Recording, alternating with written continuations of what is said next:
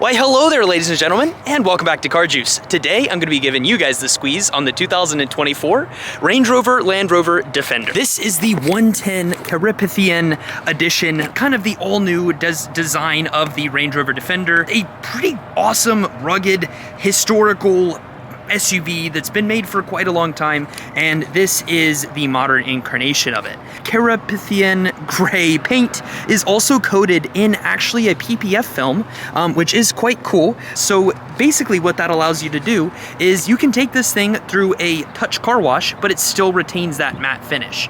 On the hood and the front end of the car, you're going to find a multitude of different LED finishes and surfaces, and then there's also quite a lot of black plastic. Whenever you hit the lock and unlock button, you are going to see these glorious looking halos kind of come to life here. Just super, super aggressive looking. What is also aggressive are these 22-inch 5-spoke wheels with 6-piston brake calipers going in behind that. We were looking at 275, 45, 22 on the front.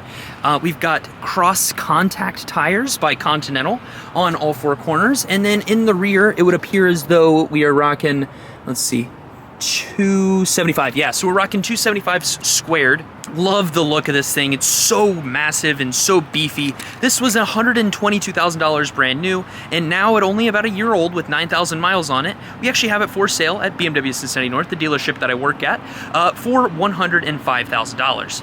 This being the Carpathian edition Range Rover Land Rover 110 Defender model, the 5-liter V8 is capable of going from 0 to 60 in about 4.5, 4.8 seconds, depending on what site you're reading from. I know that somebody will correct me on the comments, but Range Rover just makes cars that have really cool sounds. They have very oversized engines, and they just do big, beefy Range Rover things. You can also make them dance. Hold on, give me 1 sec. Literally, as soon as I cut, that's whenever I find it. This thing has a supercharger. That means it goes whoa, whoa, whoa, whoa. It's just fantastic. You can also see the tops of the strut towers looking mighty juicy.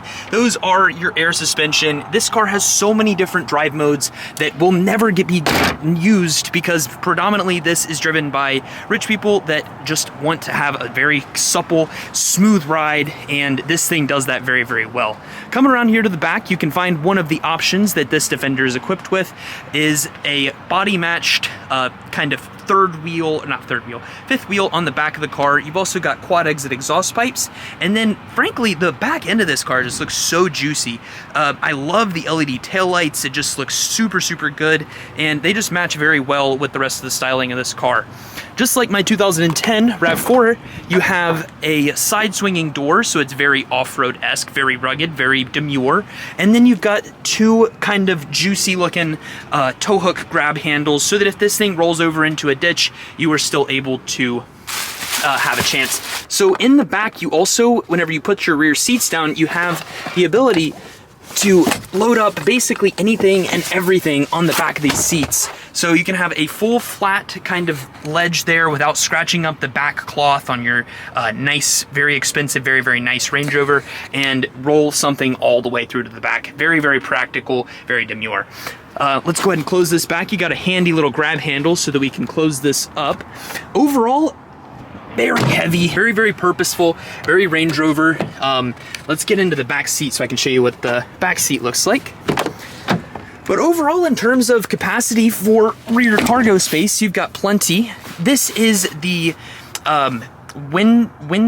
Windsor leather. I was trying to pronounce it, but my mouth would just not let me say the words. It's very, very soft. It's got a nice little perforation on the top of the seats, which I think will help this keep this from getting too hot. And then since this is a pre-owned car, it also does come with these nice floor mats. Just everything in here is very much gated towards being a great off-roading vehicle, very practical. Got a little side step so that you can actually sit up on top here and see your dual sunroof. No roof racks or anything like that, but you do have these little clips here that can pop out so that you can add in, I assume, what would be different accessories such as a roof rack. But let's be honest, probably not going to get that installed. Something that's kind of cool that I did notice on the Defender is you have these little skylights that are shown on the outside, but then you can't really see them from the top. It's kind of like adds a little bit of like very like 1970s house with a skylight view, and it makes it feel a little bit safer here in the back. Nice heavy grab handle that doesn't move too much whenever you're sitting in the back, and with the driver's seat put in 5'8" driver mode, you have just gobs and gobs of interior legroom in the back seat of this car. Probably looking around 8 to 9 inches or so of legroom here in the back. Little footrest that's also covered in hard plastic. This thing is really meant to be taken out to the trail. It's built for off-roading, and it has like 4 different drive modes, which we'll get into in the driving portion of the car. But I do want to mention that it's very, very livable here in the back seat. The back seats are comfortable, rugged, quality of materials is good, no flecks or cracks or creaks on anything, and it's just designed to look really rugged and really cool. If you're looking for a unique car, I do think that the Range Rover Defender is probably one of the more unique offerings out there. Nothing looks like this thing on the front. Most cars don't have a 5-liter supercharged V8 under the hood, and it's just got a very unique styling to it. It doesn't even look like any of the other Range Rover models. Let's go ahead and hop into the driver's seat here, and I can tell you guys about one of my favorite parts of the car, the Alcantara steering wheel. I absolutely love Alcantara, and then you've also got this nice touchscreen here in the center, pretty responsive, and Range Rover's very, very cool gauges and things like that. Did you hear that exhaust? Let's go ahead and get a little bit of rev on that one. Good gravy. All right, I'll be right back. I'm gonna put you guys just right here and then just listen.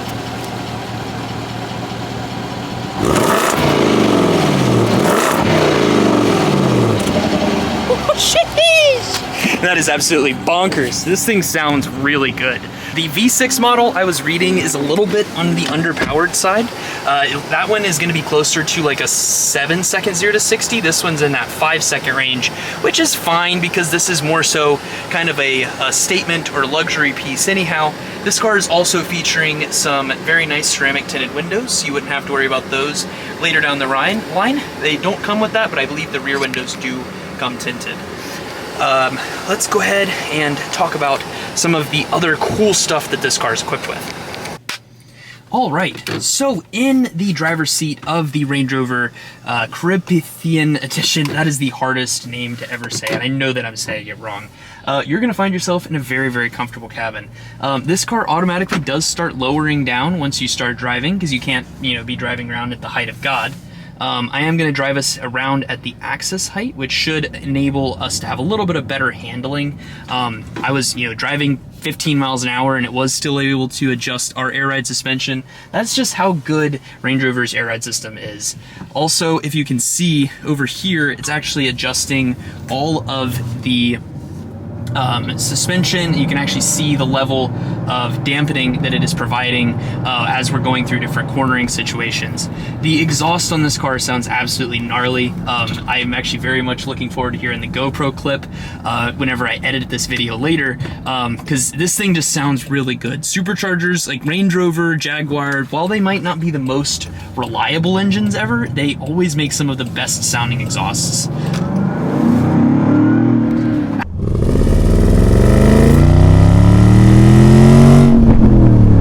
Would you listen to that? That's just cool. Like, if you were looking for an off-road, very shouty, like almost G-Wagon-esque type drive, this is like the perfect car basically for what you're looking for. If you don't want to drive a G-Wagon, that is. Like, if you're gonna really try to show out and do this, this is going for G-Wagon's lunch money. It's saying, hey, don't go buy a Bronco, don't go buy a Jeep, go get yourself a Range Rover, because you get a nice Meridian sound system, you get cool technology, you get these really cool infotainment kind of style climate control buttons that are very, very engaging and look extremely cool. It's literally my favorite part of the different Range Rovers, because you can push them and then adjust the heated and ventilated seats basically at the push of a button, and you get like this, you get to say you drive a Range Rover. They're just cool cars. This one in particular is very, very well built, very rugged, meant for the off-roader type vibe. But it still rides really smooth, and it scoots too. Like 5 seconds 0 to 60.